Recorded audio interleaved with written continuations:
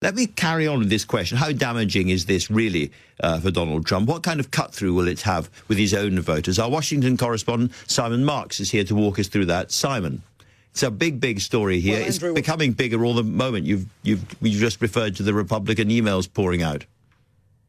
Yes, absolutely. Becoming bigger by the minute. As Michael Cohen was just reflecting on there, we've all got a long evening ahead of us here in Washington, D.C., because while you were talking to him, Republicans on that House Oversight Committee responded to the very selective leak of emails that the Democrats engaged in earlier today, and they have released 23,000 emails. Now, you might be wondering where these emails have come from. They were furnished to the House Oversight Committee by the Epstein estate. And it was the Epstein estate, of course, that initially furnished the birthday book to the House Oversight Committee that ultimately caused the downfall of Lord Peter Mandelson as the UK's ambassador to the United States.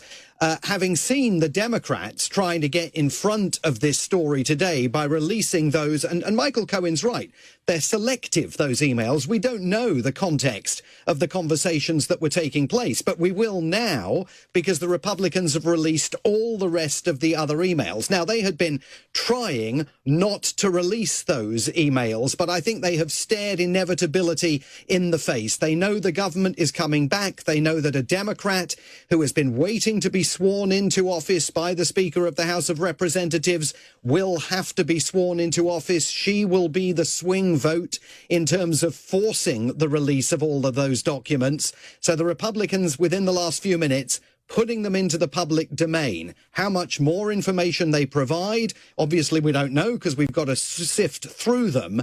And I do think one question that will be very interesting to keep an eye on is how many of those documents reference Andrew Mountbatten Windsor. He was only tangentially referenced in the documents we saw earlier today from the Democrats, but it is perfectly possible that there's a lot more in that trove of documents the Republicans have just released that cause difficulties for him. And this will be cheerfully dismissed by Donald Trump as fake news. The whole thing. Already calling it a hoax and a smear. His White House press secretary, who is about to start briefing at the White House, it's going to be a sparky affair today.